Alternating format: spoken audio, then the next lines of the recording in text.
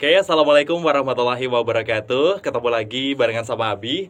Dan kali ini kita bakal ngobrol-ngobrol bareng sama salah seorang rekan saya. Ini saya dulu kenalnya sebagai personil band di Daun Putih karena saya siaran di sebuah stasiun radio. Terus kemudian dia merilis lagu di band barunya. Terus kemudian sekarang dia juga bergelut di bidang apa namanya, ekspedisi ya? Ekspres. Oh iya, ekspedisi atau Kurir. kurir pengantar barang. Iya. Nah, sekarang profesi kurir ini lagi menjadi sorotan karena apa ya? E-commerce yang semakin maju, Semakin bahkan melonjak. semua orang sekarang belanjanya online. Ya, apa-apa serba online. Ya, apa-apa serba online dan juga profesi kurir juga sekarang kebutuhannya semakin banyak dan kamu menjadi salah satunya. Pengantar ya. Oke, salah satu pengantar dari barang. Pengantar ya ini juga pembeli juga kadang kan. Oh, kadang juga sering beli juga ya di situ ya. Iya. Oke. Kamu sejak tahun berapa sih gabung jadi salah seorang kurir di ekspedisi ini? Tahun kemarin 2020 ya. 2020. Tepatnya bulan Maret. Pas Pandemi Covid berarti ya, awal-awal pas, pandemi iya, Covid. benar-benar. Ini apa reason alasan kamu waktu itu memutuskan untuk udah deh jadi kerja di ekspedisi aja. Kenapa waktu itu? Waktu itu kan saya kena ini ya PHK dari kerjaan sebelumnya. Oke. Dan dari situ juga saya bingung ini harus lompat kemana. Kebetulan saya punya kawan yang menjadi kurir gitu. Sudah lebih dulu jadi kurir ya.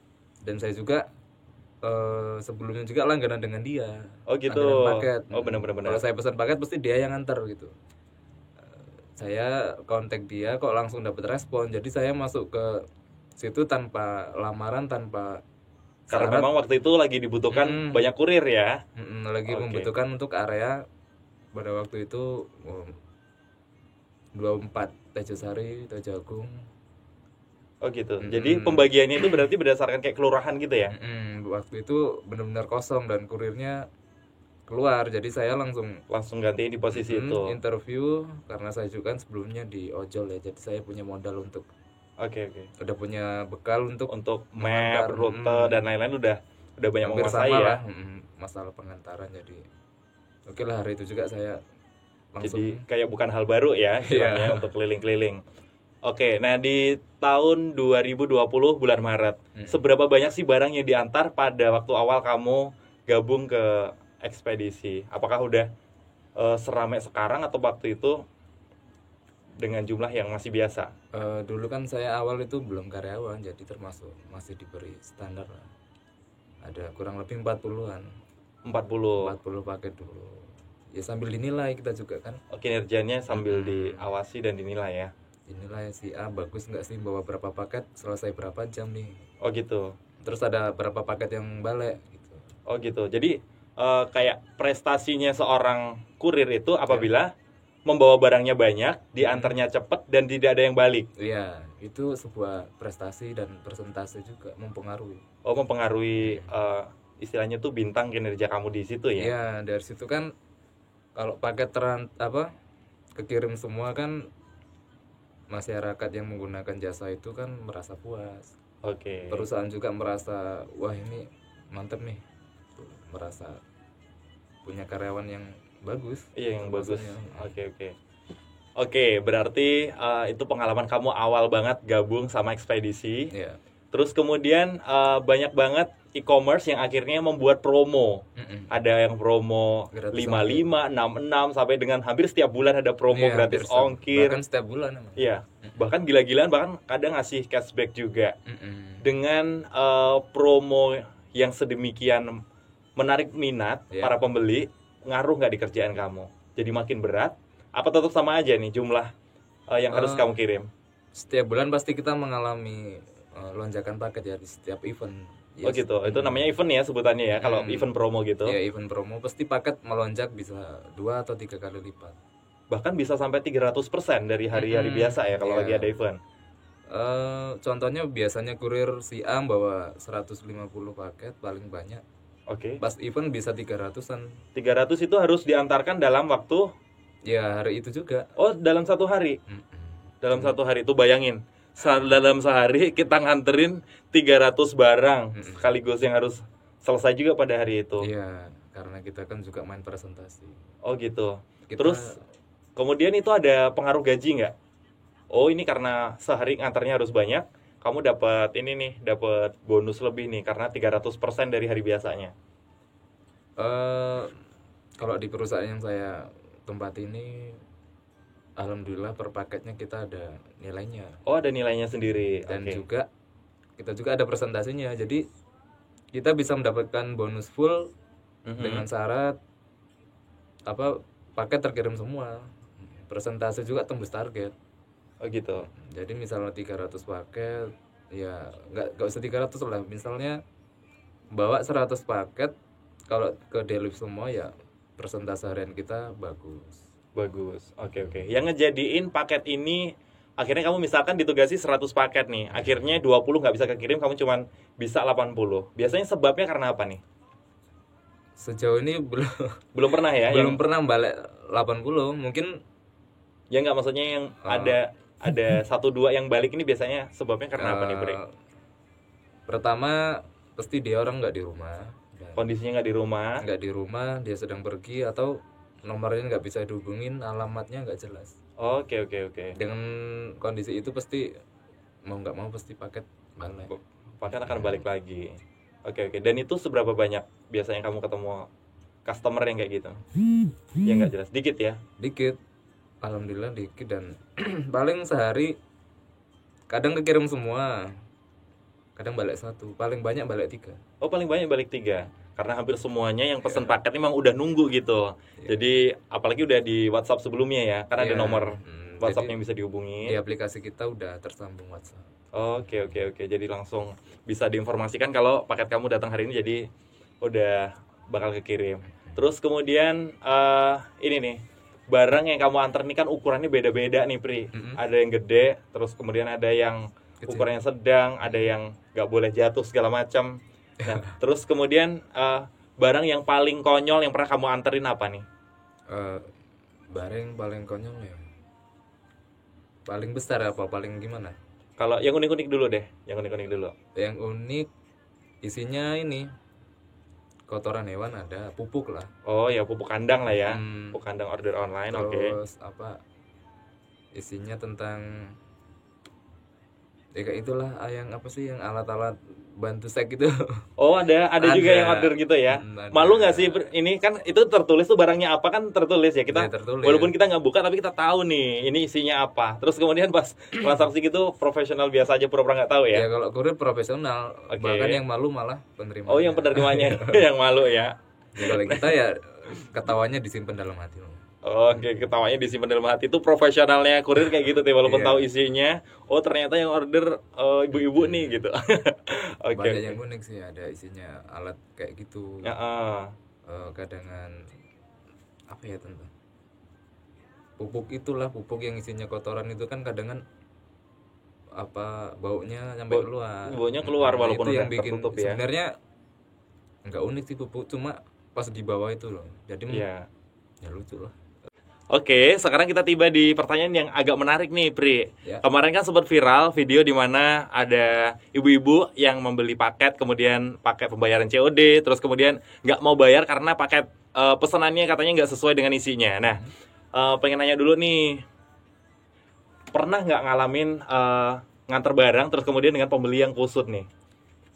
Pasti pernah, setiap hari pun pasti kita menjumpai 2 bahkan 3-4 orang yang karakternya emang seperti itu. Karakternya memang beda-beda. Dia maksa minta dibuka dulu. Iya, pasti pertanyaannya, ini Ya. kalau barang nggak sesuai gimana?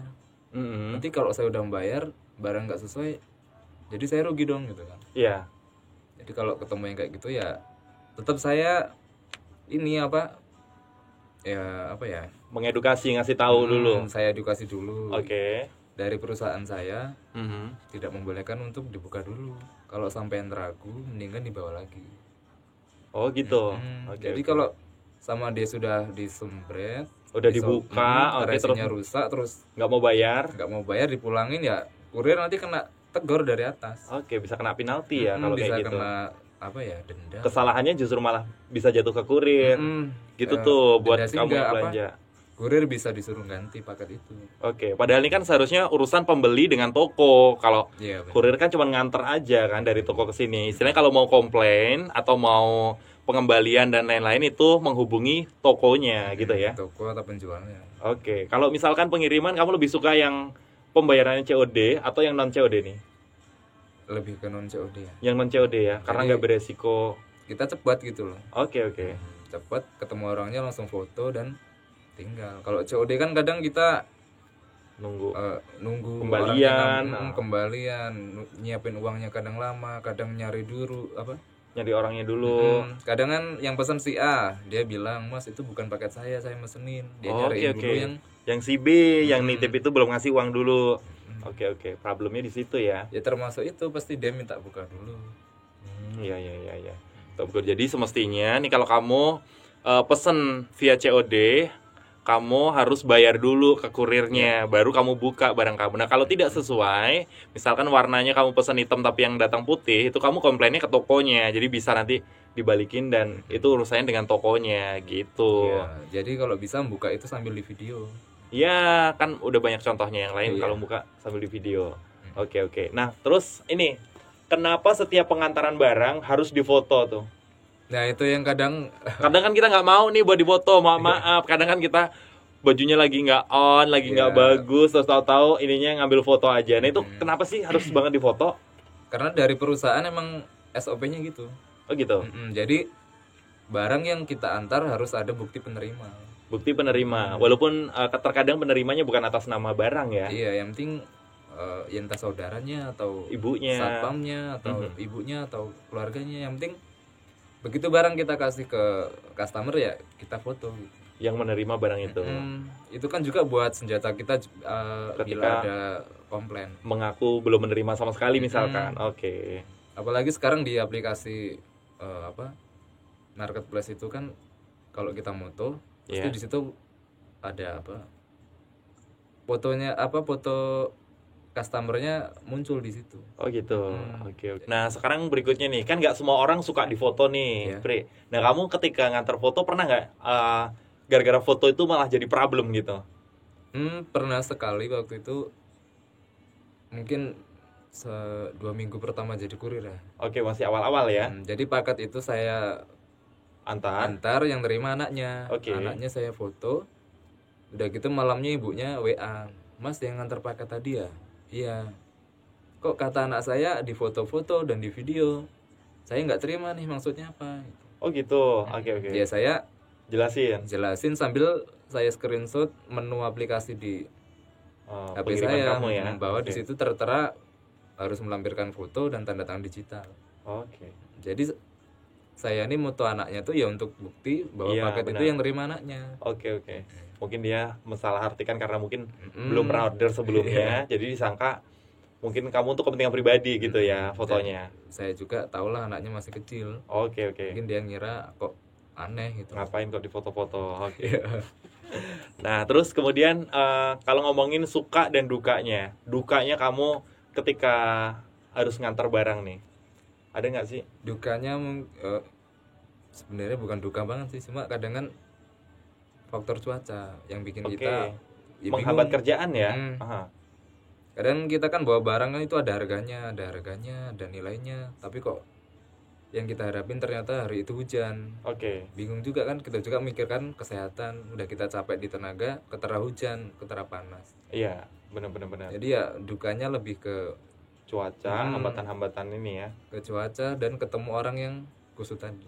yang kusut, terutama yang pembayaran COD nih. COD Kalau nih. pembayaran non COD sih aman-aman aja ya. Iya. COD kan belum dibayar nih. Iya, kalau non COD kan si A nggak ada, titipin ke tetangga atau Udah beres. atau keluarga atau yang bersangkutan lah. Mm-mm. Kalau COD kadang kan anaknya yang pesen, Iya. bapaknya nggak mau nalangin juga ada. Oh gitu. Oke, tuh. Nah, terus kemudian jadi tipsnya kalau belanja COD memang harus ready ya. Maksudnya kan kita bisa memprediksi paketnya bakal datang kapan nih. Jadi usahain kamu hari itu tuh ready, ada di Metro, terus kemudian ketika dihubungi itu bisa transfer nggak sih bayarnya terusan kalau nggak ketemu gitu? Karena kita kan juga ngejar persentase. Oke. Kalau paket itu balik, kita juga persentasenya murah. Iya, Jadi saya juga Ya. Semaksimal mungkin gimana caranya? Oke. Kalau emang nggak di rumah, kalau ada m-banking ya transfer biar paket bisa di apa? Bisa kamu talangin dulu gitu Bisa pembayarannya. taruh dulu. Oke. Atau bisa kita kasih status diterima dulu. Yang penting paket itu sukses gitu. Oke. Kita bisa nganter hari selanjutnya atau janjian jam berapa. Terus kemudian kalau sukanya nih, Pri. Sukanya sebagai kurir. Sukanya ya saya kan seneng dengan kerjaan yang di lapangan, jalan-jalan, bahkan Oke. ketemu hal yang baru. Jadi Ketemu banyak orang tuh malah seneng ya. ya, sukanya ya kok kerjaan ini enak sih, kita nganter orang nyambut dengan baik, kayak seperti mengantar kebahagiaan.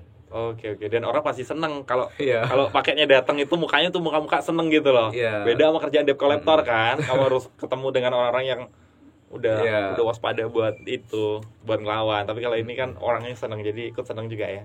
97% kurir datang mereka seneng. Iya, mereka seneng. 3%-nya mungkin Ya itu tadi. dia uangnya belum siap, banyak alasan dan kadang kan dipanggilin enggak. 3%-nya tuh intinya Yang memang nggak siap lah ya. nggak siap uangnya. Nah, oke nih Pri, kalau tadi seputar paket dengan pembayaran COD, nah gimana nih? Kalau misalkan customer itu ngotot minta buka dulu sebelum dia bayar, padahal dia belinya COD nih. Dia beli COD, kamu anterin, Ya. tapi dia nggak mau bayar nih sebelum, pokoknya ini dibuka dulu, kalau sesuai aku baru mau bayar. Nah itu gimana nih? Sebenarnya kan nggak boleh. Iya, secara prosedurnya ya. Nggak boleh, tapi kadang saya lihat orangnya. Kasarnya ngomong juga saya lihat rumahnya, maafnya ngomong loh. Kalau dia rumahnya kayak seperti orang kasarnya ngomong kok duit itu kok pas-pasan.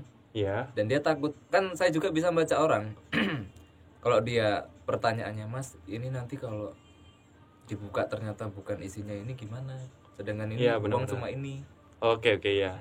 Ya tetap saya bantu. Ya udah Bu, boleh dilihat dulu. Tapi saya yang buka. Kalau saya yang buka kan saya tahu bukanya bisa lewat mana. Oke, biar resi itu tidak rusak ya artinya. Dan dia juga siap video. Ya, Jadi video kan ya. kalau misalnya barang itu nggak Sesuai sesuai, untuk komplain ke toko. saya juga arahin, saya juga kasih tahu cara ajukan pengembaliannya seperti apa, lewat mana. Kamu bantu untuk situ ya. Kadang kan dia kan minta bukain juga kan karena Iya. minta saksi itu loh. Oh gitu ya, benar-benar benar. Ya ada yang seperti itu. Tapi hampir semua yang minta buka ya tetap saya bantu sih. Oke. Karena saya malas ribet. Iya, benar. Malas ribut. Walaupun itu maksudnya kalau prosedur mah seharusnya bayar dulu baru dibuka ya.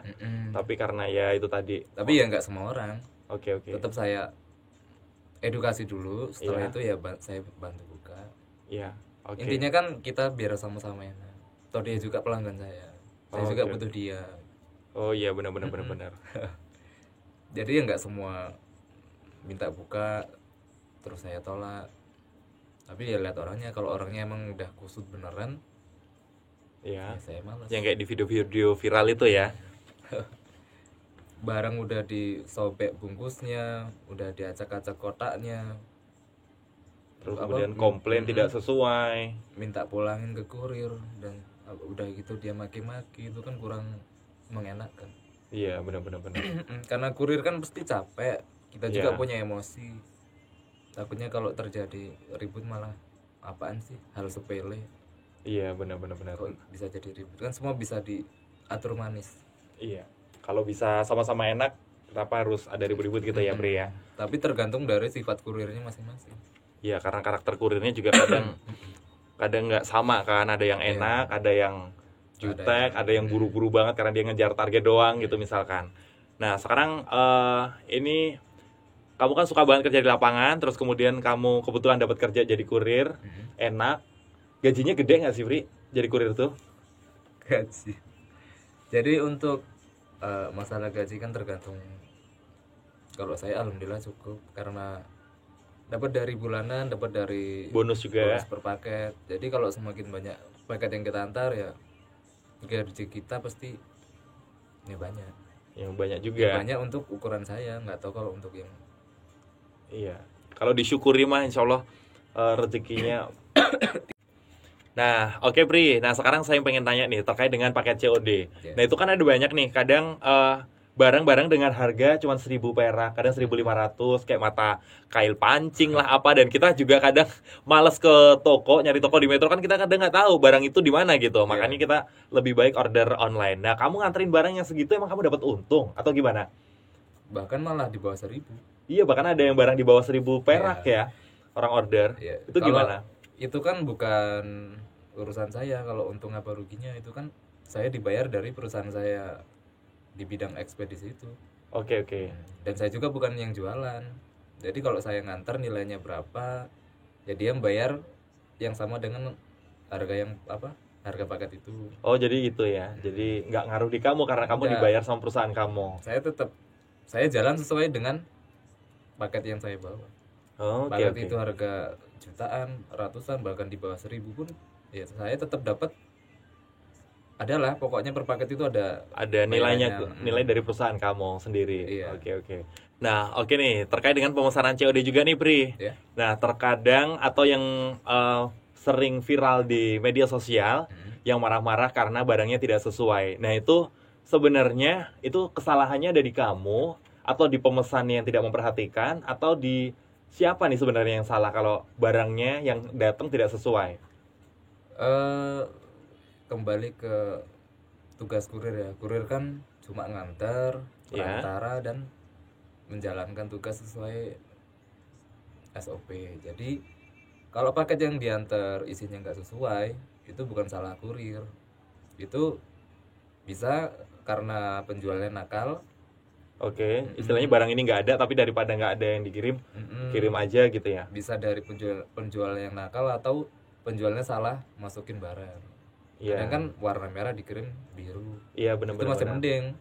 Cuma kesalahan di warna. Cuma kalau beli HP isinya Bukan HP, misalnya bukan malah HP, itu kan, kipas angin kecil misalkan iya, rugi banget atau ya. parfum, itu kan rugi banget.